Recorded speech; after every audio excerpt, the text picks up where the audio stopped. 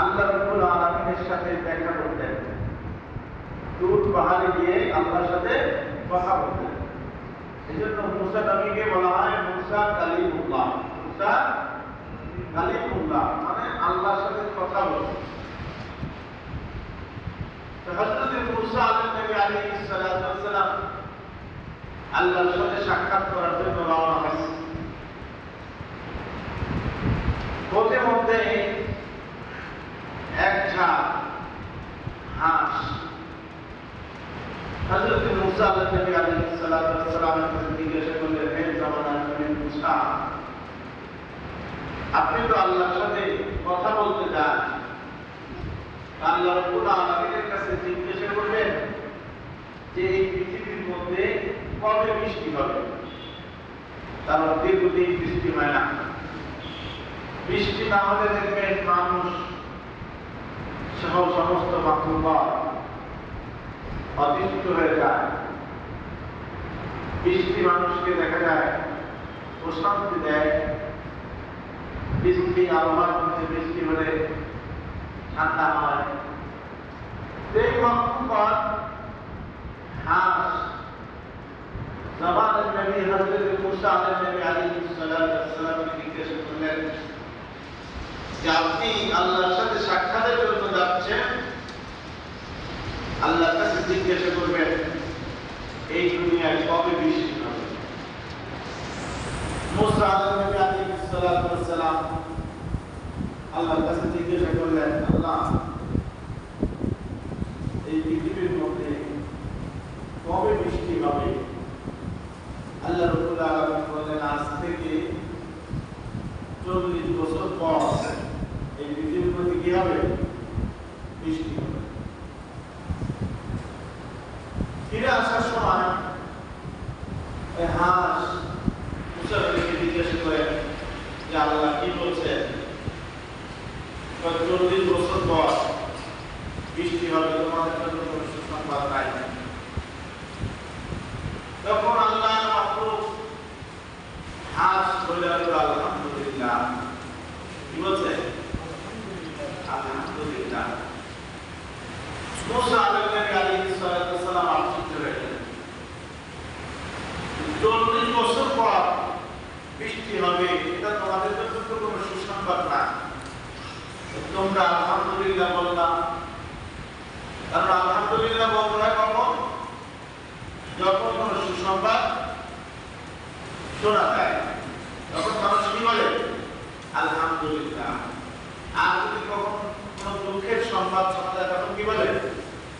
ইন্না লিল্লাহি। কি বলে?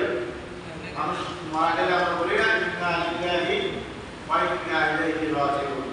কেউ একটা বাচ্চা হলে মানুষ কি বলে? আলহামদুলিল্লাহ। দেখা যায় কেউ ভালো কাজ করলে কি বলে? আলহামদুলিল্লাহ। কোন জায়গায় আলহামদুলিল্লাহ বলতে হবে, কোন জায়গায় আল্লাহু আকবার বলতে হবে, কোন জায়গায় ইনশাআল্লাহ বলতে হবে, কোন জায়গায় ইন্নালিল্লাহ বলতে হবে, আমাদের জানা দরকার আছে না নাই? যদি ভবিষ্যতে কোনো কাজ আমরা করার ইচ্ছা করি তখন কি বলবো? ইনশাআল্লাহ। বিশ্বনবী মুহাম্মদ রাসূলুল্লাহ সাল্লাল্লাহু আলাইহি ওয়াসাল্লাম কাফেররা নবীর কাছে প্রশ্ন করেছিলেন। নবী করিম সাল্লাল্লাহু আলাইহি ওয়াসাল্লাম বলেছেন, আমি তোমাদের প্রশ্নের জবাব আগামী কালকে দেব। কবে? আগামী কালকে। কি বলেন নাই? ইনশাআল্লাহ আগামী কালকে দিব। আল্লাহর কাছে এই কথাটা একটু পছন্দ করেছে। আল্লাহ রাব্বুল আলামিন ওহী বন্ধ করে দিয়েছে। কি দিয়েছেন? ওহী বন্ধ। কারণ নবী তো ওহী ছাড়া কোনো কথা বলেন না। এখন ওহী বন্ধ, আগামী কাল তো দিন এসে গেছে, যারা প্রশ্ন করছে তারাও আসছে। আজকে যদি উত্তর না দিতে পারে তো মক্কার কাফের বেঈমান মুশরিকরা নবীকে মিথ্যা দাবি করত, তার বিরুদ্ধে করত। এখন আজকে যদি প্রশ্নের উত্তর না দেয় তাহলে তারা তো মনে করবে আসলে সঠিক নবী না। নবীকে সাল্লাল্লাহু চিন্তা করে কি ব্যাপার যে প্রায় আসে না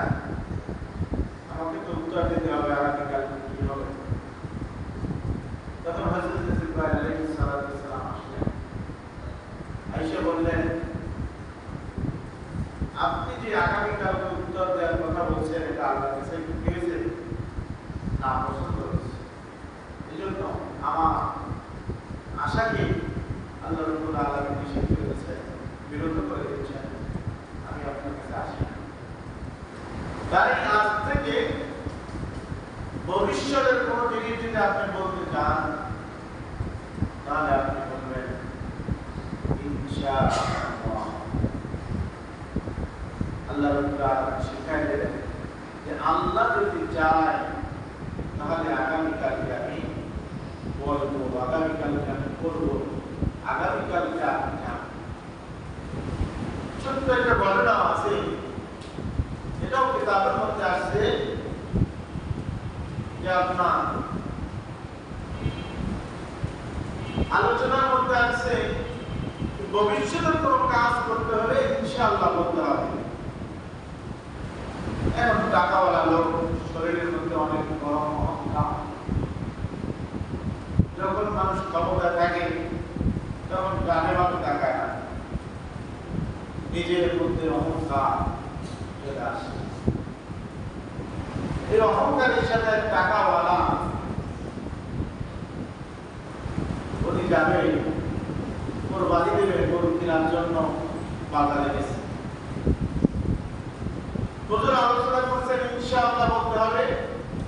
তুমি বলেন টাকা আমার, গরু কিনবো আমি, ইনশাআল্লাহ কি দরকার? উনি এটা কি করছে? অস্বীকার করছে। ইনশাআল্লাহ বলেন না।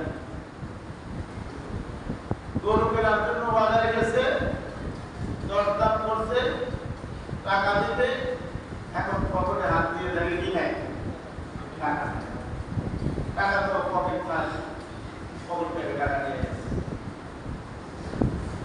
এখন পকেটে হাত দিয়ে দেখে টাকা নাই। কি গরু কিনছো? ইনশাআল্লাহ গরু কিনতে পারি নাই, ইনশাআল্লাহ টাকা চলে গেছে। এখন ইনশাআল্লাহ ছাড়া কোনো কথা বলে না।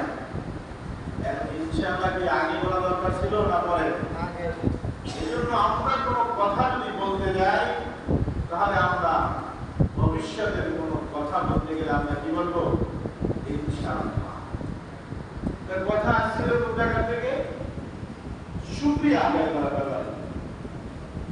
হাস জামানার নবী হযরতে মূসা আলাইহিস সালাতু ওয়াস সালামের কাছে প্রশ্ন করলেন, ও জামানার নবী হযরতে মূসা, আপনি তো আল্লাহর সাথে কথা বলে আসছেন, আমাদের প্রশ্নটা কি আল্লাহর কাছে করেছেন? আল্লাহ কি উত্তর দিয়েছেন? হযরতে মূসা আলাইহিস সালাতু ওয়াস সালাম বলতেছেন, মাহমুদ হাসতে তোমাদের জন্য কোনো সুসংবাদ নাই, দুঃসংবাদ। আজ থেকে 40 বছর পরে জমিনের মধ্যে বৃষ্টি হবে। আজ এই কথা শোনার পরে বলে আলহামদুলিল্লাহ। মূসা নবী রাগ হয়ে গেলেন, দুঃসংবাদ শুনে তোমরা কেন আলহামদুলিল্লাহ বললা? তোমাদের জন্য কোনো ভালো কিছু নাই, এখানে কেন তোমরা আলহামদুলিল্লাহ বললা? তখন মাহমুদ হাত বলতেছে, ও জামানার নবী মূসা, আল্লাহ রাব্বুল আলামিন বলেন, ওয়াল্লাহু আলা কুল্লি শাইইন কাদির।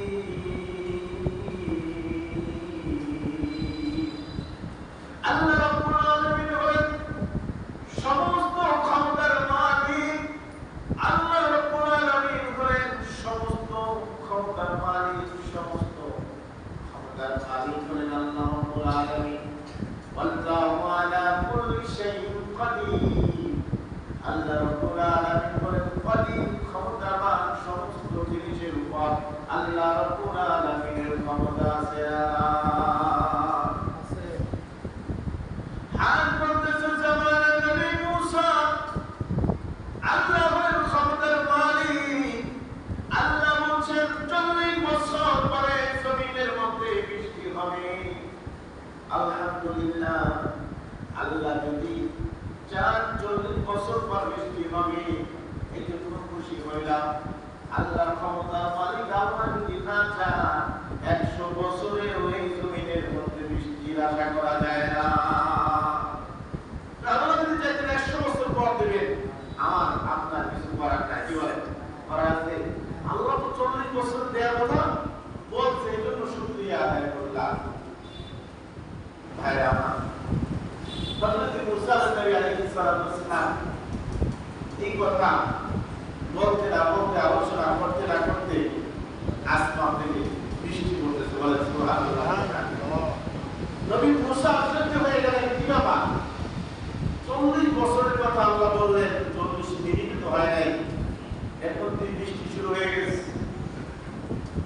আল্লাহ রাব্বুল আলামিনের দরবারে সিজদা করলেন মুসা নবী। আল্লাহ আপনি বললেন 40 বছর পরে জমিনের মধ্যে বৃষ্টি হবে, 40 মিনিট অতিক্রম করলো না, 40 মিনিটের আগে আপনি জমিনের মধ্যে বৃষ্টি দিয়ে দিলেন, কারণ কি আমার জানতে হবে না। আল্লাহ রাব্বুল আলামিন বলে, সুবহানান নবী মুসা, আপনি যখন ওই হাসির প্রশ্নের জবাবে যখন আপনি বলেছেন 40 বছর পর বৃষ্টি হবে, আজগুলো আমার শুকরিয়া আদায় করার কারণে আমি আল্লাহ আমার ওই মাখলুকাতের উপর খুশি হয়েছি, এমন খুশি হয়ে গেছি। আমি মাখলুকাতের উপর খুশি হওয়ার কারণে আমি বৃষ্টি বর্ষণ করা থেকে বিরত থাকতে পারি না। এজন্য যখন আমরা শুকরিয়া আদায় করবো, সাথে সাথে আল্লাহ রাব্বুল আলামিন আল্লাহ নিয়ামত জারি করবেন। শাকারতুম লাযীদান্নাকুম ওয়া লাইন কাফারতুম ইন্না আযাবী লাশাদীদ। আল্লাহ বলেন শুকরিয়া আদায় করবা, শুকরিয়া আদায় করলে নিয়ামত বাড়ায় দেব। যে ব্যক্তি আমার শুকরিয়া আদায় করবে না, আল্লাহ বলেন আমি নিয়ামতকে ছিনায় নিয়ে যাব। এবং জেনে রাখো, মনে রাখো, যে শুকরিয়া আদায় করবে না তার জন্য মর্মান্তিক যন্ত্রণাদায়ক লাঞ্ছনাদায়ক শাস্তির ব্যবস্থা আছে। এই জন্য আল্লাহ বলছেন নিয়ামতের শুকরিয়া আদায় করবা। আমি তোমাকে যত নিয়ামত দান করেছি প্রতিটা নিয়ামতের শুকরিয়া আদায় করতে হবে, ঠিক না? একটা নিয়ামতের শুকরিয়া আপনি করেন, তাহলে আপনার জীবনের শুরু থেকে শেষ পর্যন্ত যদি শুকরিয়া আদায় করেন, তারপরে শুকরিয়া কি হবে না? শেষ হবে না। আজকে গরমের জন্য আমরা পাখা ব্যবহার করি, ফ্যান ব্যবহার করি না, কারেন্ট ব্যবহার করি বাতাসের জন্য। মাসের শেষ 700, 800, 1000, 500 টাকা কি হয়? বিল আসে। একটু বাতাসের জন্য আমরা মাসে কি করতেছি? বিল দিচ্ছি না? ইলেকট্রিক বিল দিতে হয় না? আপনি হিসাব করেন, আল্লাহ রাব্বুল আলামিনের দেওয়া অক্সিজেন 1 সেকেন্ডের জন্য যদি এই পৃথিবীতে বন্ধ করে দেওয়া হয়, এই পাখা যদি না চলে মানুষ বাঁচবে না মরবে? কারেন্ট বাঁচতে থাকলেও না থাকলেও কি মানুষের কোনো সমস্যা নেই। এক সময় কারেন্ট ছিল না, তখন মানুষ বাঁচছে না, কিন্তু তারা ভালো বাঁচছে নাকি? এখন এই বিদ্যুৎ আসার কারণে মানুষের অসুস্থ হয়ে গেছে। ফ্যানের নিচে আপনি সারা রাত ঘুমাবেন, সকালবেলা দেখবেন হাতে ব্যথা, পায়ে ব্যথা, ঠান্ডা লাগছে, গলা ব্যথা।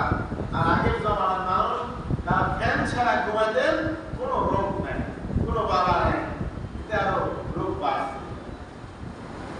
তো এই ফ্যান ছাড়া 5 দিন থাকা সম্ভব, কিন্তু অক্সিজেন ছাড়া, আল্লাহ দেওয়া বাতাস ছাড়া মানুষ 1 সেকেন্ড থাকতে পারবে? 1 সেকেন্ডের জন্য বন্ধ করে দেওয়া হলে এই পৃথিবীর সমস্ত মানুষগুলো কি হবে? মরে যাবে। এই 1 সেকেন্ডের অক্সিজেনের যদি দাম দেওয়া হতো, দাম দেওয়া লাগতো, তাহলে আমরা ইয়া শেষ করতে পারতাম? কখনো সম্ভব ছিল না। এই জন্য ভাইরা আমার, এই আল্লাহ রাব্বুল আলামিনের এই নিয়ামতের শুকরিয়া যদি আমার জীবন থেকে শুরু থেকে শেষ পর্যন্ত যদি আমি এই নিয়ামতের শুকরিয়া আদায় করতে আল্লাহর কদমে সিজদায় করে থাকি, তারপরেও এই নিয়ামতের শুকরিয়া আদায় হবে না? হবে? কখনো হবে না। ভাইরা আমার, শুকরিয়া আদায় করতে হবে, এই বিষয়ে সংক্ষিপ্ত একটা আলোচনা পেশ করেছি। যে সর্ব অবস্থায় সিররা ওয়া আলানিয়া, সর্ব অবস্থায় আল্লাহ রাব্বুল আলামিনের শুকরিয়া আদায় করতে হবে। বান্দা শুকরিয়া আদায় করবে না, আল্লাহ রাব্বুল আলামিন আল্লাহ সবাইকে তৌফিক দান করুন। আমি আপনাদের সম্মুখে আল্লাহ রাব্বুল আলামিনের মহাগ্রন্থ আল কোরআন থেকে আয়াত তেলাওয়াত করেছি। আল্লাহ রাব্বুল আলামিন বলেছেন, ওয়া মা আরসালনাকা ইল্লা রাহমাতাল লিল আলামিন।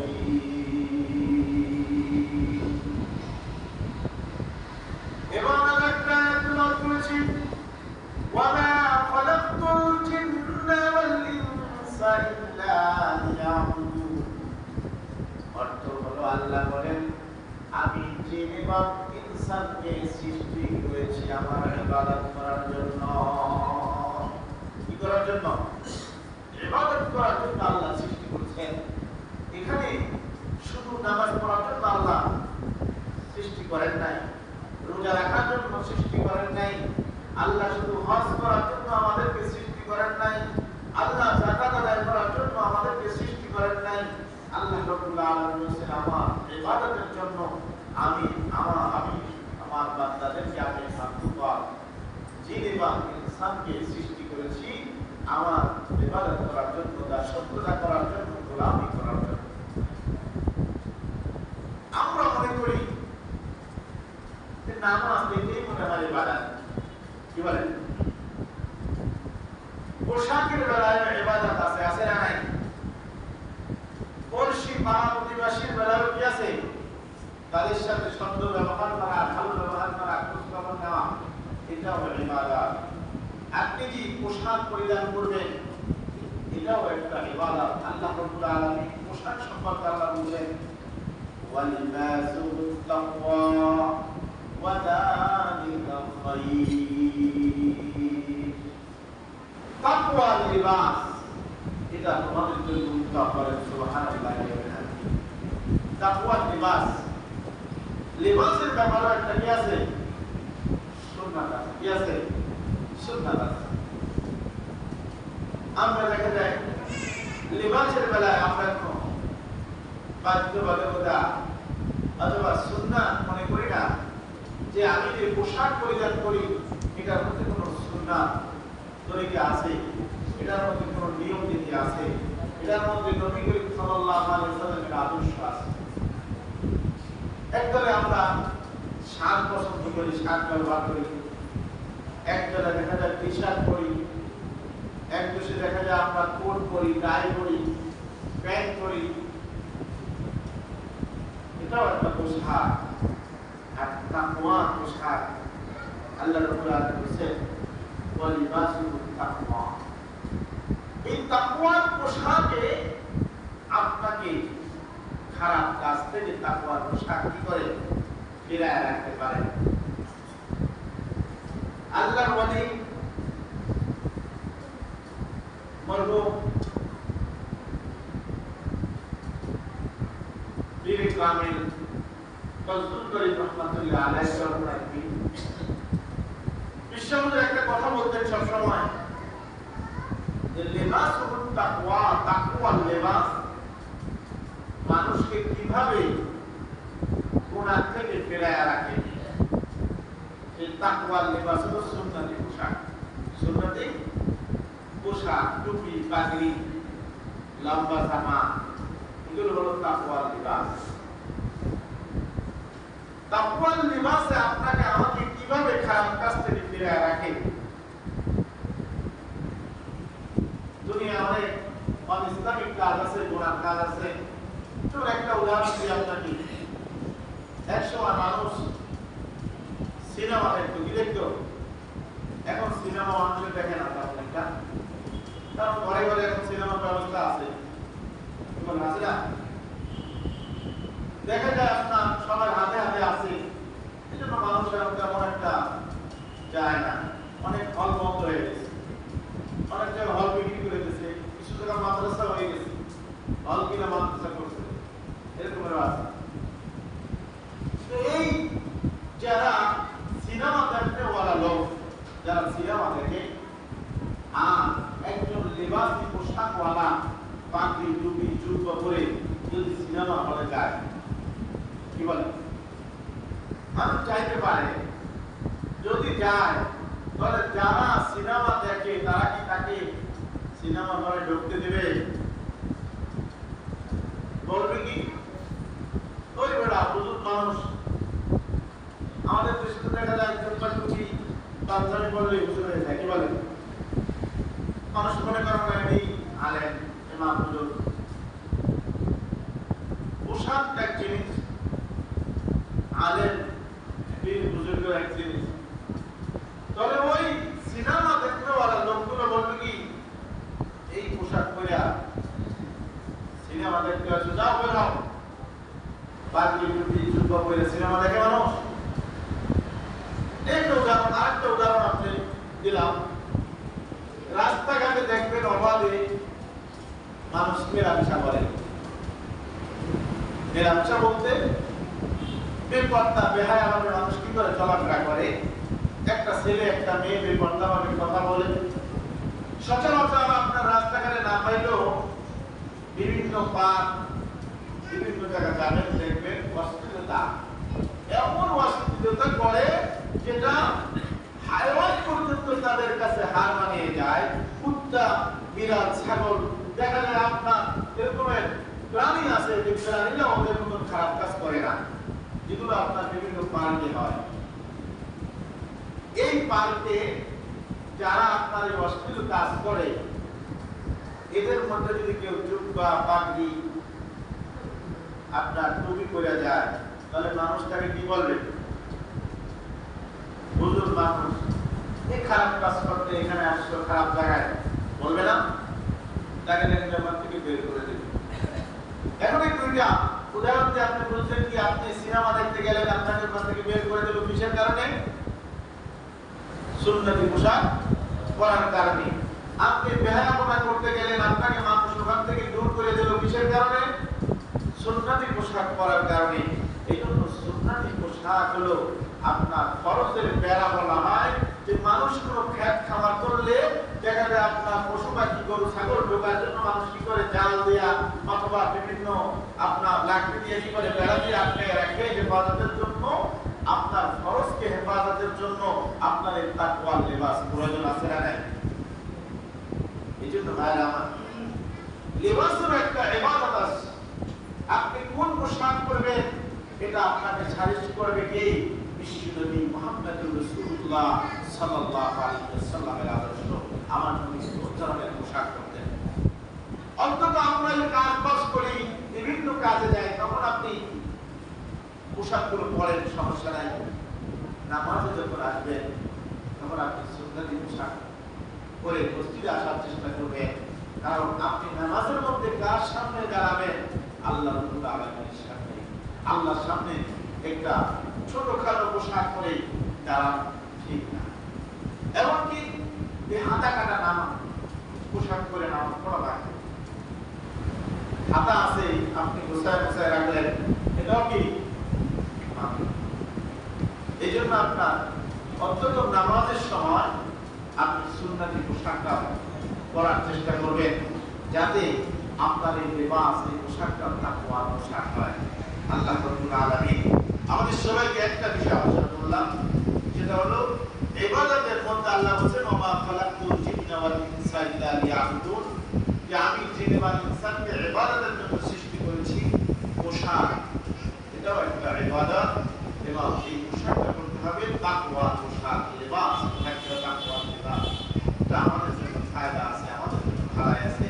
এই জন্য ভাইরা আমার, অন্তত কাজের সময় না পারলেও আপনি নামাজের সময় একটা সুন্নতি পোশাক পরবেন। নামাজের সময় টুপি করে নামাজ পড়বেন। অনেকে টুপির কোনো দামই দেয় না, যে নামাজের সময় টুপি লাগবে কি লাগবে না। আরে বেটা, টুপি ছাড়া নামাজ হয়, কিন্তু সুন্নতি পোশাক হলো না। কার সামনে তুমি টুপি ছাড়া আমি যাই, আমি টুপি কার সামনে টুপি ছাড়া দাঁড়াচ্ছি, নামাজ হবে ঠিক, কিন্তু টুপির একটা গুরুত্ব আছে। এটা শার ইসলাম, ইসলামের একটা শেয়ার হলো টুপি পরা, পাঞ্জাবি পরা, এটা ইসলামের একটা শেয়ার। আপনি যে মুসলমান, আপনার একটা চিহ্ন হলো আপনার দাড়ি একটা চিহ্ন, আপনার টুপি একটা চিহ্ন, আপনার পাঞ্জাবি একটা চিহ্ন। এটা আপনি মুসলমান, এটা ইসলামের ঐতিহ্য। আজকে যদি আপনি মনে করেন টুপি ছাড়া নামাজ পড়লে কি হবে, আজকে পাঞ্জাবি ছাড়া নামাজ পড়লে কি হবে, নামাজ হবে, কিন্তু আপনার টুপি ছাড়া নামাজ পড়া মাকরুহ। এটা ইসলামের শেয়ারের বহির্ভূত হলো। ইসলাম এটা বলে না যে টুপি ছাড়া কি করো নামাজ পড়ো। আপনি সবসময় করবেন না, নামাজের জন্য সবসময় টুপি পরা কি সুন্নাত, আপনি পারলেন না, কিন্তু নামাজের সময় পড়বেন নাকি?